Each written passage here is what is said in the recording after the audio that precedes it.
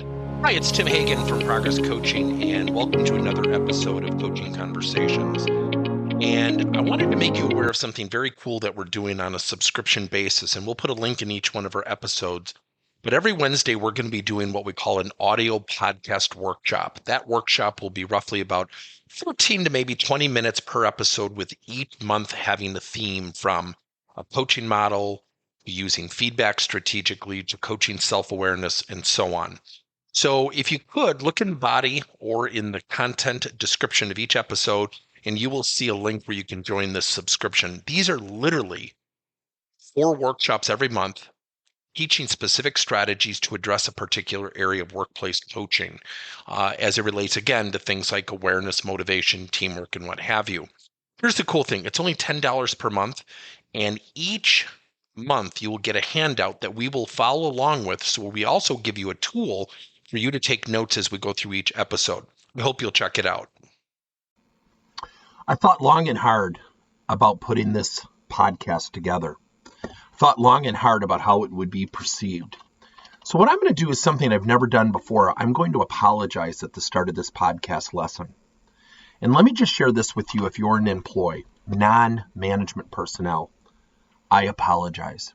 Because what I'm about to say is going to get under your skin. It's going to make you feel uneasy. It's going to make you feel defensive.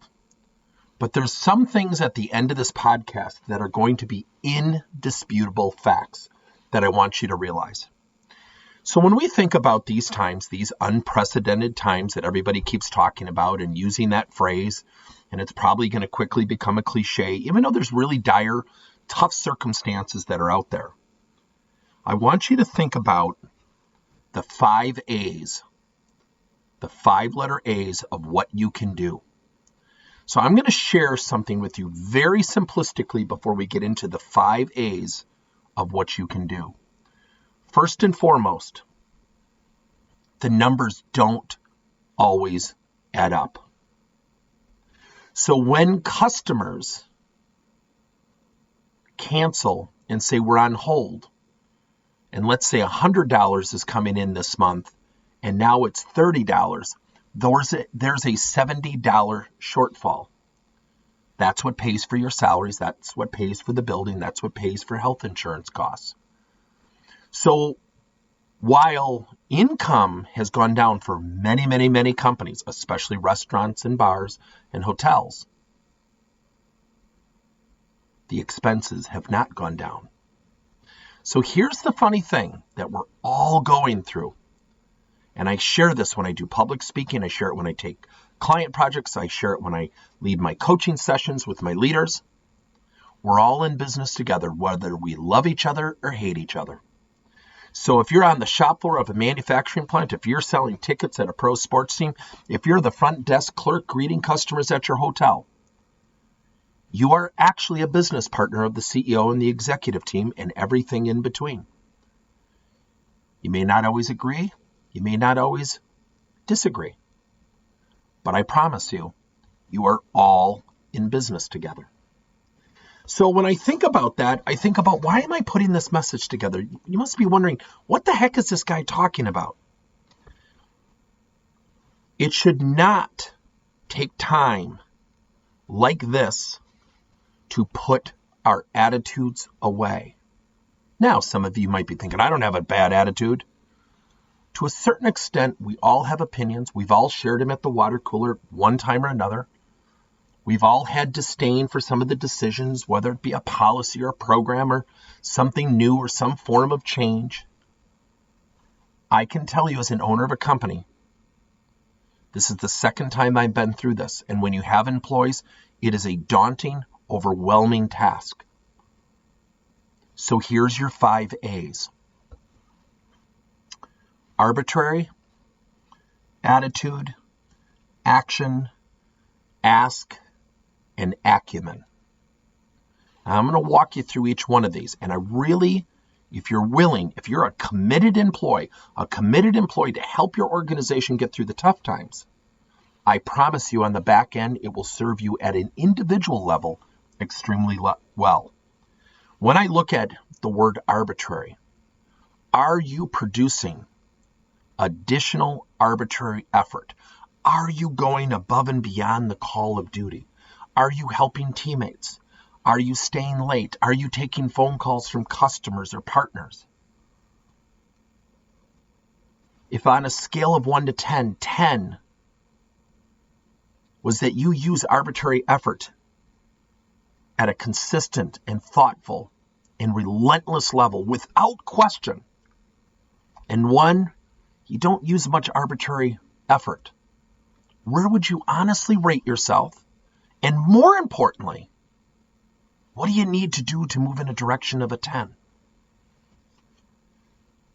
Number 2, what I'm about to say is going to rub you the wrong way. See, I'm in business because I teach managers how to coach. You know why I teach managers how to coach? It's because they typically deal with a lack of motivation or perceived attitude or what have you. Maybe fair, maybe unfair.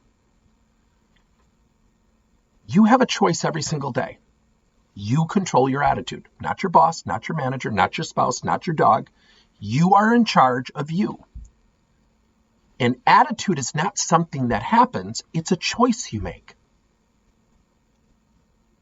So every morning you have a choice. Pat Croce, the former owner of the Philadelphia 76ers basketball team, said, every day I start off and I do affirmations. I tell myself I'm going to have a great day. I know it's corny, I know it's cliche, I bet you're dismissing me right now. Here's the funny thing. Then why do so many people choose to have a negative attitude? See, an attitude is a choice. It's a skill set to react to situations and times of change. So you have to ask yourself every single day, what's your choice? See, I choose, my company's going to get through this time. I choose to be upbeat and happy. Now, are there times during the day I don't feel upbeat and happy? You're darn right. It's not fake and pretentious, but we have to fight through this. You don't have a choice, because the other choice, whether you say it out loud, whether you acknowledge it consciously or subconsciously, is, I give up. Let's give into this thing. It wins. Own your attitude. Number 3, act. Take action. Do whatever you got to do to get better. Ask for feedback. Ask other people if you can help them. I always share during these times, and it reminds me of the great recession we had in 2008 and 2010 in the United States. And I literally remember one of my favorite clients, Jim Bathy from the Milwaukee Brewers baseball team. He said, man, you're always upbeat. He said, you have mastered the psychology of selling. I said, Jim, what do you mean? He said, every time I ask you, how are you doing? You say, business is great. I said, Jim, it is great. He said, Tim, it can't be great during this time. I said, it's great for me, Jim. I define it. And we had these conversations for years. And he would say to me at one point, he goes, why did you always do that? I said, I didn't have a choice, Jim. Because so many people in my industry were commiserating. Oh my gosh, look what happened to me. And they became desperate, and their desperation and their fears and their anxieties became front and center of the people who could pay them when things got better, and that's the customer. I chose to take relentless daily actions. One of my favorite clients of all time, I think the best coaching organization in the United States by the name of Inpro in Muskego, Wisconsin. I remember their president at the time, Phil Ziegler, now the CEO, and Mark Holland, now the president, would literally say to me, Tim, you're under contract 1 day a week. Why are you here 3 days a week? I said, because I choose to. You guys stuck with me. I'm going to reinvest in you. That is literally going to be a lifelong relationship. And we're no longer under contract with them. Take action. Do something to help somebody. Number 4, ask questions. Ask your boss, how am I doing? What can I do to assist you? Ask for feedback. Be vulnerable. If it's not your nature, get over it.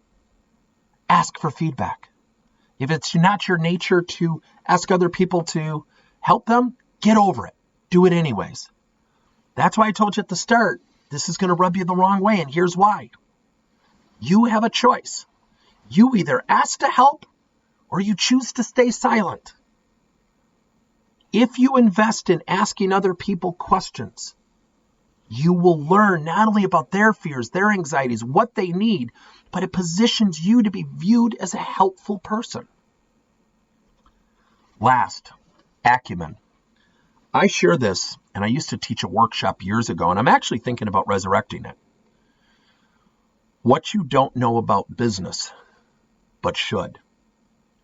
And I want to share this with you.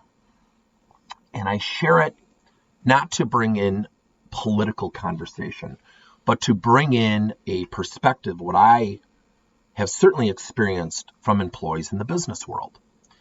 I have a friend who's in the teaching community, and the governor of Wisconsin years ago took a lot of benefits away from teachers and certainly hit teachers hard. I don't condone it. I don't say it's right. I don't say it's wrong. But I go back to that situation. And I remember when that occurred, and she was furious. She was upset. The governor's this, the governor's that. He's a horrible person. And she asked me, do you agree with me? And I said, actually, I don't. And she said, what do you mean? And she was angry. And I said, well, Wisconsin had a budget deficit. We now have a budget surplus of about $1 billion in cash. I think what he did was incredible. And that's what I want in a leader. She said, how can you say that? I said, it's not because I'm not a teacher, but some of the benefits that, the state is paying for that you were getting has hit you. I don't, acknowledge that any other way except that stinks for you. She said, you don't know what that's like. And I said, hold on a second. My wife is a physician. Nothing against Obamacare, because the objective of Obamacare was to help people, but her income went down dramatically. I said, everybody's getting hit. And I said, who do you think the governor should have reduced benefits for?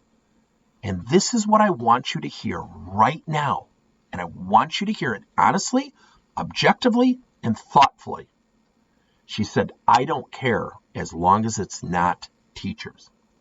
So what that says to me is we tend to think about how things affect us, and we should. We got to protect ourselves. I get it.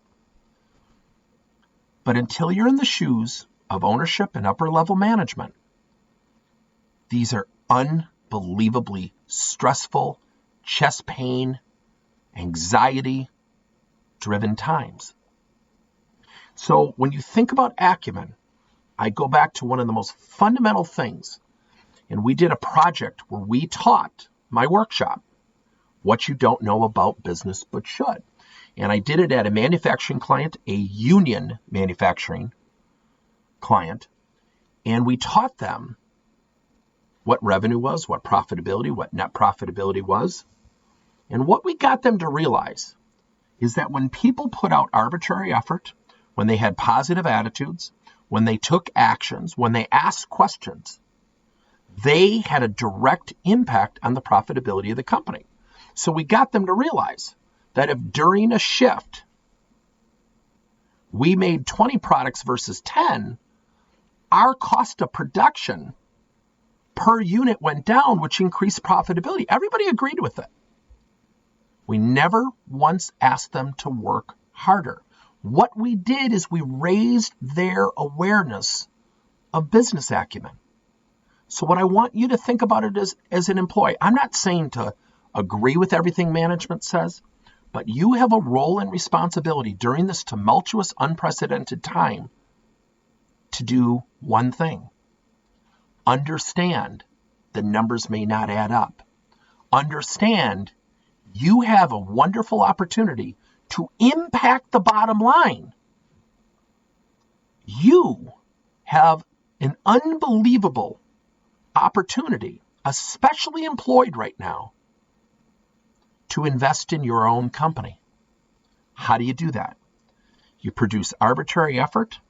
You walk in with a positive attitude every single day because you choose to. Number 3, you take action. Number 4, you ask questions. And last, number 5, develop an acumen of understanding that in the short term, the numbers may not add up. So what we all have to do, everybody, is raise our game. What we all have to do, everybody, is understand this is not just management's responsibility to take the company through this tumultuous time. It's everybody's responsibility. I'm going to close with this. Whether you love or hate each other, you're all in business together. Good luck. Thank you for listening to another episode of Coaching Conversations by Tim Hagen and Progress Coaching. Now, our company is always coming out with new and innovative solutions to help leaders coach their employees. And recently, we just created a new service called Coach to You, where leaders can pick and choose topics and assign 7 to 21-day programs for employees to learn and, more importantly, apply actions and then reflect and share what they're going to do going forward as a result of the learning. It's called Coach to You. We're literally bringing coaching to your employees. If you're intrigued, we'll have a link in each one of our episodes where you can get more information. And again, thank you so much for listening to another episode.